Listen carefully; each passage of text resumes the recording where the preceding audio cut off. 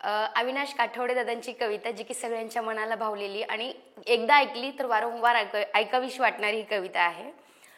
नको वाटते हे घसरणे बिसरणे, कशातच नको वाटते गुंतणे. पुन्हा तीच उष्मा, पुन्हा ते इशारे, पुन्हा लागवी झळ नको वाटते. पुन्हा तोच सागर, पुन्हा त्याच लाटा, पुन्हा तीच खळखळ नको वाटते.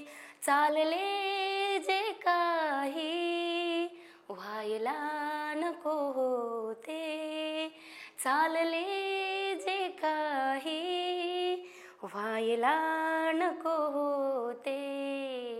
मैफिलीत तू माझ्या यायला नको होते, मैफिलीत तू माझ्या यायला नको होते.